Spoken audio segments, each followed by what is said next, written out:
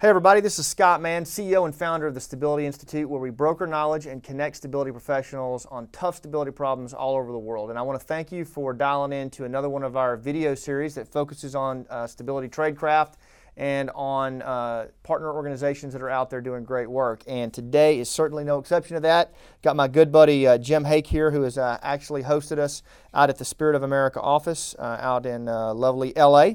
And so Jim is the CEO and founder of Spirit of America. It's a nonprofit organization, and Jim, I just want to make sure I've got the mission statement right, which has the mission of supporting the safety and success of Americans serving abroad and the local people and partners they seek to help. And so first of all, Jim, thanks for having us out here today. It's awesome to be here. And before we get into it, I just want to tell you personally, as a guy who former Green Beret and has worked closely with what you guys do with Village Stability and all of the support you've rendered at the village and community levels all over Afghanistan. Really appreciate what you guys do. I'm looking around your office right here. There's almost no one in here. It's because they're all out in the field supporting our guys. That's right. So thanks for having us, and thanks for what the Spirit of America does. Thanks, Scott. It's an awesome organization. And just a little for our members who don't know, there's a lot of content on the Stability Institute about Spirit of America. We've posted their information flyers. I've repurposed some content that they've pushed out. There's a lot there already. But this interview with Jim is extremely important because I think what it will do is give all of our viewers and our members more insight on how they can possibly work with you going into the future.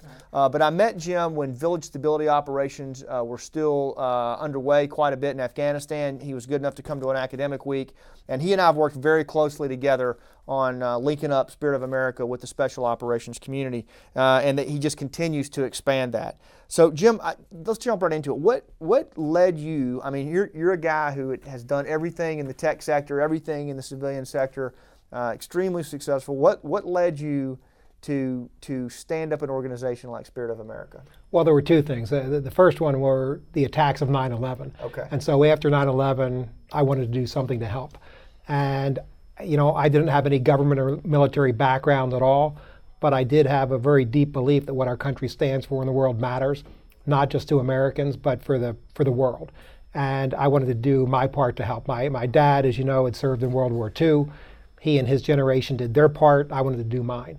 And it took a while because I didn't have any relevant experience really, or I didn't think I had any relevant experience. No military, no NGO experience, no government experience, no nonprofit experience. So it took a while to figure out what made sense to do that would actually be useful. Because my background as an entrepreneur, I had done enough to know the difference between what sounds good and what is good. And I didn't want to do something that just felt good to some business guy in Los Angeles, but didn't have a real impact on the ground in these parts of the world. So I was learning about a special forces team in Afghanistan, and Sergeant First Class Jay Smith back in 2003 that led to the light bulb moment that became Spirit of America. Okay. Now, I covered the mission statement and certainly could never do as good a job as you could have just describing your vision for Spirit of America and really what they do. Tell us a little bit more about what Spirit of America does, kind of at the community level, what kind of things they're out there doing. Sure. So the broad idea is to bring the power and the capabilities of the American people and private sector in direct support of the mission success of deployed military personnel in Afghanistan, West Africa, South America, Southeast Asia. So how that works, for example, is we provide humanitarian and economic assistance in direct response to what troops and diplomats on the ground say is needed to support the success of their mission and to help the local population in one way or another. So a classic example, in fact, we just have a project that came in this morning that's helping a group of Afghan women with sewing machines, because the ODA in this case wants to acknowledge and support a community that had helped stand up the ALP. And one way to do that is through sewing machines for women so that they can better provide for their families and help get additional commerce going in an area, and also through that additional commerce reduce the threat of IEDs. So anyway, Spirit of America provides sewing machines, fabric, thread, needles, in that case, in support of an ODA and in support of Afghan women. Well, let's pull the thread on that. I couldn't resist. But let's look at that a little deeper, because the way that you guys do that, the way that you're able to affect these projects, I mean, it's pretty streamlined stuff. I mean, tell us a little bit about how that works, how you're able to get through these projects. Yeah, so our process is very decentralized. We get higher level guidance. We work under guidance from SOGIDF-A in Afghanistan, under guidance from SOC Africa in Africa. But we work on the ground with the team that's closest to the problem or challenge. So we have personnel in Afghanistan who are working side by side with special operations forces in Afghanistan. Same thing in West Africa. So we are literally there to be able to have the kind of conversations both with the U.S. team and with the Afghan partners that you need to figure out what actually really makes sense to do and what will both support the objectives with the local population, but also support the broader mission objectives of the U.S. team. Okay. And so you've mentioned already that you're obviously well beyond Afghanistan now. Talk to me a little bit about some of the places that you guys are operating and where you kind of see it going. Well, the place where we focus is where there is an intersection of national security interest, humanitarian need, and where we can make a difference with what Spirit of America does, with our decentralized, privately funded, non-neutral approach. So where that is right now, one of our most interesting projects in the last couple of years has been in Mauritania in West Africa. And that's a classic example of what in this case, Army Civil Affairs captain operating out of, under USASOC and SOCOM guidance, working under SOC Africa in Mauritania, and working under the U.S. ambassador in Mauritania, was basically tasked with Al-Qaeda in the Islamic Maghreb is in the eastern part of the country, eastern part of Mauritania, along a border area with Mali, causing problems. Get out there, figure it out, and do something. That was the guidance to the captain. So he did that, fabulous job. And what he understood was that the livestock health was the #1 issue of concern to the local population. So long story short, we did a couple of things to support that mission and his various objectives, the various objectives of him and his team out there. So toward the goal of helping the local population with their #1 issue. What we ended up doing was, as Spirit of America, was funding the training and equipping and providing business assistance to locally chosen men who went into business as veterinarians to make money solving their community's biggest problem. And that's worked beautifully. These guys, 2 years later, these guys are still at it. They're making money. We just saw them 2 weeks ago. And they're at it, right? So that was one objective. The other was that project provided the U.S. team with the ability to access and engage with key communities to better build those relationships and better influence the local environment. It was also part of a shaping operation for Operation Flintlock. So the big military exercise came at the tail end of all the training and everything else we'd done in these communities. And the U.S. Team and the other partners in Operation Flintlock were welcomed at that point as members of the family. So great for that. And it also created linkages between these villages and the regional government in Mauritania and the national government. So there were second, third, fourth, fifth order effects that were part of what, on the surface of it, was simple training of veterinarians. So anyway, it's a great example of the private-public approach that we have, where we were able to do something by setting up guys in business to make money that would be really impossible to do for a military team with U.S. government funds. I'm going to call a bit of an audible on you here, Jim, in the sense that you hit on something I think is just critical. Is I get the question all the time, is village stability operations, are those kinds of activities relevant beyond Afghanistan? And really what you've just described, is the essence of village stability operations. Everybody gets myopically focused on, the local militia or the Afghan local police, but in reality is, as you know, that's symptomatic of a much deeper problem. Right. And it's really those societal issues, those community issues, the bottom-up stuff, the stability stuff that's really impactful. Right. And the vignette you just gave, I think, gives a wonderful description of how you guys operate, not just in Afghanistan, but all over the world. Right, and it's a great point that you make, because one of the things that project did, I focus on our relationship with the U.S. team in that case, but the Mauritanian military were side by side with the U.S. team every step along the way. So one of the challenges the Mauritanian military has is, they don't have relationships in these villages either. And so how do you get that relationship going? Because everybody wants it, but it's hard to do if you just go in and you start having conversations and what are you here for? And anyway, so the support that we provided, because it was the Mauritanian military was really the entity that was seen as bringing us into these communities. So, in the spirit of America, and that we were helpful, reflected really well on the Mauritanians and on their regional and national government, even though we were a private sector organization. So, having learned from great officers like you, we understand that broader picture. And so our guys are able to think about that in ultimately delivering our assistance, to understand that it's not just the product, if you will, that's delivered. It's that whole process of how you go about it that really is the main event. No, that's right. And just to dive into that part a little deeper as far as the value proposition, and I really want to emphasize to our members that identifying those sources of instability at a community level, those are the things that truly destabilize areas, and those are the things that are exploited by extremists. Right. Whether it's drought or conflict resolution or tribal dynamics or just economic development. But you said something, or Spirit of America had something in one of your fact papers where you guys basically highlighted the fact that a lot of these societal challenges simply exceed the scope and capacity of a lot of DOD and the guys at SOF that are working these problem sets, and that they really require the collective power of American society, of the civil sector, private sector, to come in and help sort those out. Right. Can you speak to that a little bit? Well, you take this Army captain again. Now, he did, number one, he's got to be trained in every conventional dimension of being in the U.S. military. So that's, right. Most people would consider that enough, right? But he's also got to be able to engage with and do these assessments in sub-Saharan Africa.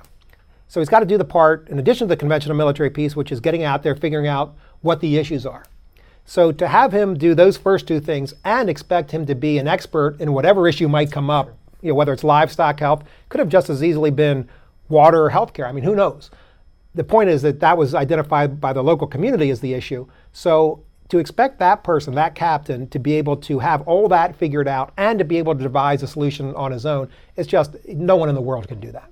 So to be able to bring in a flexible private sector organization like ours to help in the design and delivery of a solution, and we didn't rely on ourselves either. Actually, the first thing that we did was build an expert network to advise Spirit of America and the Army captain and his team on what are the smart things to do.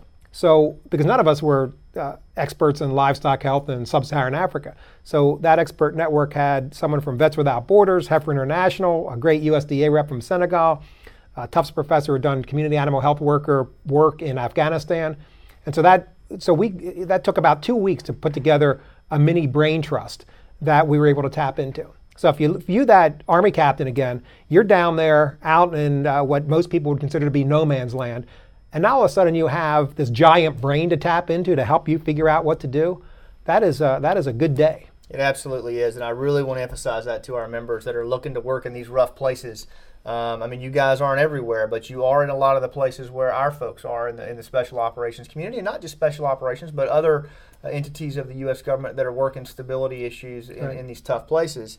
And so you hit on something really key. It's not just the fact that you guys are in the communities, but you also believe in the network approach. I see your sign up here, it takes a network. These are the same kind of principles that Special Operations has worked under in the VSO arena with Village Stability Coordination Centers and things like that under General Miller. So, you follow the backside approach of leveraging that network to crash on problems as well. Right, that's it. And so what we're able to bring to bear is that private sector network that the U.S. government, the military, haven't focused on building, and it's easy for us to do. So again, when you can tap into that network, it makes us, when you add what the private sector and American people can do to what the U.S. government and the military can do, that is how we as a country win in these environments.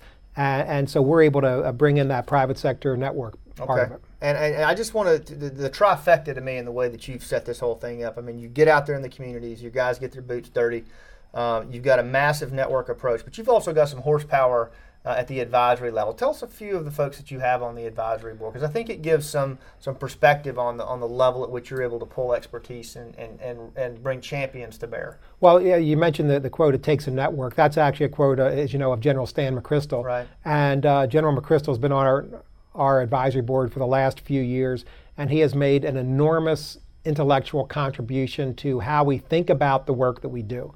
And really, we've learned a lot from what he did while he was serving, both at JSOC and ISAF.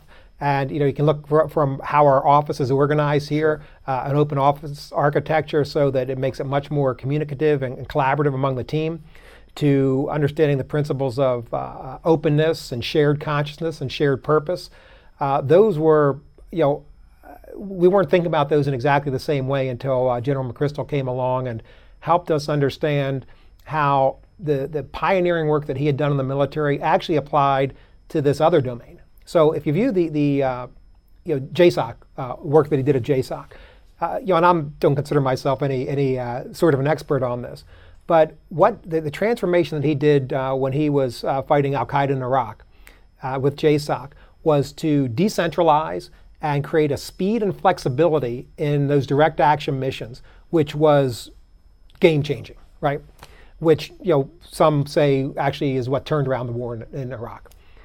Well, the thing that we're doing is trying to match that same kind of speed, flexibility, and targeting, but over on the non-lethal domain. Sure. And it's not, and that's an area where we've not really seen those things applied in the same way.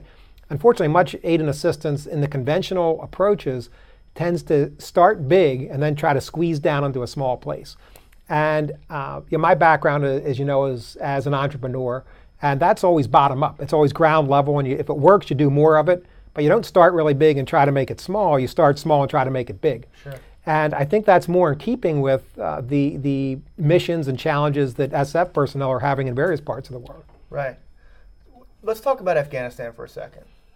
There's a lot of change going on there, and the transition, the drawdown. How do you see things going there, and what are our challenges and opportunities going into 2014 and beyond? Well, it's hard to know. I'm hopeful about the recent elections, and there were times in Iraq that people thought it was entirely hopeless, and Iraq is in its own tough spot right now. But things can turn around in ways that are somewhat unexpected, and ultimately it depends on what the local population is really willing to stand up and do themselves. What I hope, and the jury is out on this, is that the United States will be a partner of Afghanistan's. I don't know what the right troop number is. I don't know, what the budget numbers ought to be. But the idea to me that we might just turn our back on that country is worrying, and if it happens, is shameful. Yeah, I totally agree. And so I guess in that regard, talking about partnerships and networks, your organization, the Stability Institute, Joanne Herring of Charlie Wilson's War with the Marshall Foundation, and all of the other NGOs that are out there, nonprofits that are doing great work. There's going to have to be, I think, some increased focus on private-public partnership in Afghanistan and other places like never before. I mean, we're going to have more collaboration. How do you see that playing out in the future? Well, I mean, there are organizations on the ground that have done just a fabulous job in Afghanistan. It's operating on the same kind of basis that I mentioned a moment ago, which is on a small scale, relatively small scale, at the community level. And I think that, it certainly works better in a country like Afghanistan, which is decentralized to begin with. Right. So the main thing that for those organizations to continue their work depends on donor support, private donor support principally.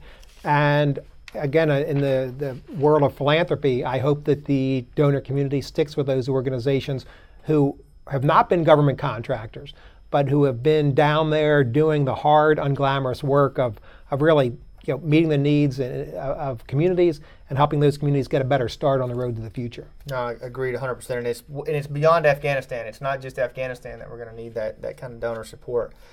You've authored a book, 101 Ways to Help the Cause in Afghanistan, that outlines 65 organizations that are out there doing the kinds of things that you just talked about. Can you talk a little bit about that book and where we might find it? Sure. Because that would be obviously a huge tool to a lot of our guys out there doing this kind of work. Well, it's the book is available on Amazon, and so that's where you would find it. And the idea behind it was to give some specific examples, many different organizations in there focused on both helping the Afghan people and a good number of them which are helping the veterans who have served in Afghanistan. Okay, and if you're constantly expanding the effort of Spirit of America, if folks in the special operations community or DoD or U.S. government want to make connections with you ahead of time before they go into country or into a certain area, or even to talk about a new area, what should they do? Sure. The easiest thing is to send us an email. The contact information is on our website, spiritofamerica.net. The email address is staff, S-T-A-F-F, at spiritofamerica.net. And that will get routed to the right person based on the geography that we're talking about, or based on the military unit that the person is serving within. So that will trigger our team linking up with you or whomever it is to have you understand what we can do, where we can do it, how it works, what the various legal authorities are associated with it, and all that's good. So we can tell people that. But just a simple email will really trigger the process. The key to us is speed and fluid communications. It doesn't take a 4-month process to put together a 30-page proposal. We get going with an email and a conversation and apply what we call rapid prototyping to figure out whether it is something we can do, whether it makes sense to do, and all that. Okay, no, that's perfect. And we've gone over how to contact you. If any of our members have trouble contacting you for whatever reason, you can also contact us at Ask the Institute. Jim and I are communicating all the time, and I'll be happy to put you in touch with him or his folks as well. Well, we've covered a lot of ground. Is there anything that on the stability front, anything that you're seeing, emerging trends, things that our members ought to be thinking about as we go forward from your foxhole? Well, the thing that I would say is, no one entity, no one government, no one military, no one organization can do it all alone. So meeting the security challenges which are out there, the war in Afghanistan may be winding down, but our enemies, adversaries are winding up. And that's just a sad fact of life. So meeting those challenges requires collaborative solutions. It requires working with private sector organizations like ours, working with the interagency team. This is all in these environments outside of Afghanistan. So I would say the temptation is always to want to figure it out and do it. I have that temptation as an entrepreneur. It doesn't work that well in these environments. So reach out beyond yourself and build the kind of relationships and the kind of network that can help you win. Yeah, I would say to that degree that we don't collaborate at our peril. Right. In this day and age. I mean, the industrial age of just stovepiping it, those days are gone. Right. Well, Jim, listen, we've covered a lot of ground. I really appreciate you hosting us today and talking with us. I mean, a lot of topics, and I think we're probably going to be working even closer as we go into 2014 and beyond.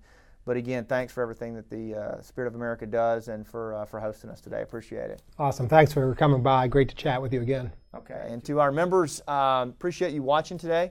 I know you probably found this to be an extremely helpful video segment, and if you have any questions about, again, what Spirit of America is out there doing, just go to our search category and type it in, and you'll see all of their information products there, and just go to their website as well. Also, don't forget to share this segment with your social contacts. Tweet it.